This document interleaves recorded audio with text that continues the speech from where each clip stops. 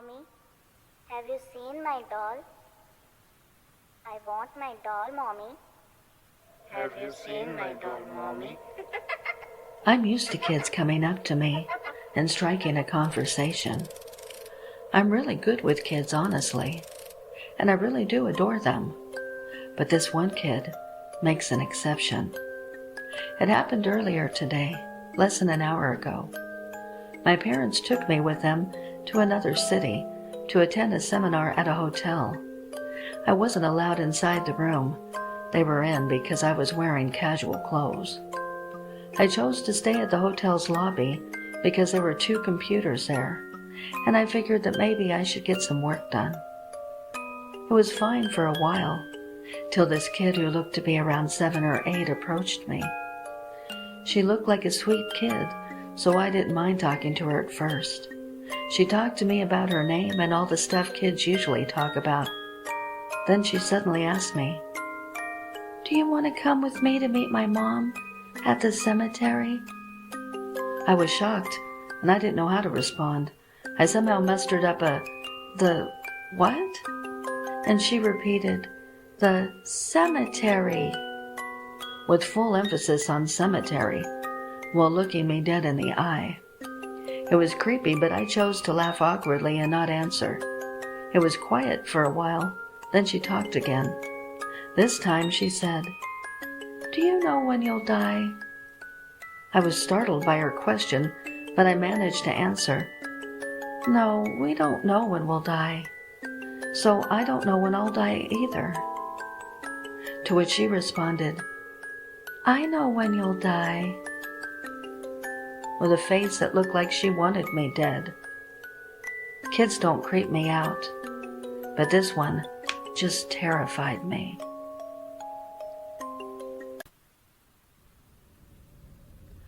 "Daddy, I had a bad dream. Can you tuck me back in?" Even at my last 2 houses, this was a reoccurring problem. Every time I'd start to fall asleep, I'd hear her running towards my room. Her tiny feet made heavy footsteps that would echo loudly through the quiet house. I think it has something to do with that creepy Latin book I found when I was clearing out my grandfather's attic. She never woke me up at night until after I read pages from that damn book. Mortuus excipio, mi vita iungante. The phrase stuck with me, but I never even learned what it meant. My eyes start to open as I feel her bony fingers tapping on my shoulder. Although the room is pitch black, I can still make out the silhouette of her small body standing beside my bed. Her hand feels ice cold as I take it in mine, walking her out of my bedroom and down the narrow hallway. I turn on the TV in the living room and hope that some late-night cartoons will put her back to sleep. As I begin to turn away, her fragile voice calls out to me again, piercing my ears like daggers. "Don't forget my goodnight kiss, Daddy." My heart begins to beat faster, and every breath I take gets shorter and shorter. So short that I begin to question if I'm even breathing at all. As much as I don't want to, I turn towards her. The light from the television now illuminates her grotesque face and reveals her sinister grin. Her hair is tangled matted with dried mud, her eyes completely white, and the blood-stained dress she wears reeks of rotting flesh. Forcing myself, I lean over and kiss her on top of her pale forehead. She hugs me tight, and her long yellow nails dig into my back until I can feel my own blood seeping through my shirt. I don't know who this child is or where she came from, but I'm surely not her father. I've never even had children. No matter how hard I've tried, I can't escape her. I want to scream at her, tell her to leave me alone and get the hell out of my house.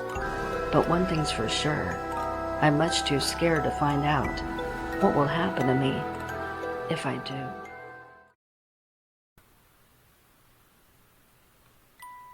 The bus ride home was abnormally quiet today, as it should be, in my opinion. The back of the bus, which is usually filled with loud kids, the smell of marijuana trying to be covered up with perfume, the occasional crumpled up piece of paper being thrown at someone else, and the popular kids picking on the ones that weren't so lucky, was replaced with silence, sweet and utter silence. The front of the bus, which is my least favorite, usually held a group of loud, obnoxious girls who were always screaming and laughing that awful, annoying laugh. Now their noise was replaced with their sobbing and their quiet pleadings to go home. It was kind of funny to see, really. They're always bothering me, and they're so annoying. All they do is nag at me and call me names.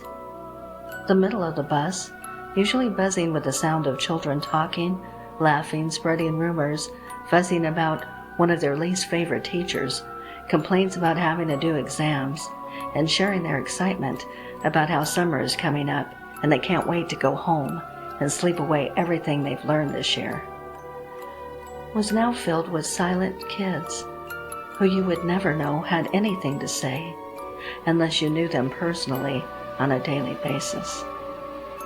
Looking at their sad, drawn-out, and tired faces, I could tell that what had happened was worth it. What had happened had scared them all into silence, except for the few that were murmuring things like, "What happened? Are you okay? Somebody tell me what's going on. Please, I just want my mom." And this silence was good. It would help me focus on the important things. Everyone was sad and scared and crying, except me, of course. Why should I be upset or scared? What I did was perfectly justified. What I will do is perfectly justified. They all deserve what they have coming to them. They have never done anything good for me in the years I've spent with them. I'm going to start with the girls at the front of the bus. They always made my life a living hell, and they deserve it the most. Really, they make everyone's life hell. And then I think I will go to the back of the bus. Those kids never shut up, and it's always super distracting.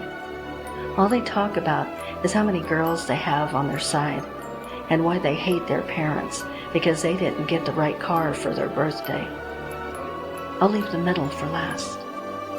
They'll be the hardest, because at least they're decent enough to talk to me. Even still, they don't appreciate anything I do for them. But until I'm able to get to it, I'm just going to continue doing my job, driving the bus like I'm supposed to, and pretending that nothing has or will ever happen. Though based on how they're acting, I believe they already know what I'm going to do, and there is no avoiding it.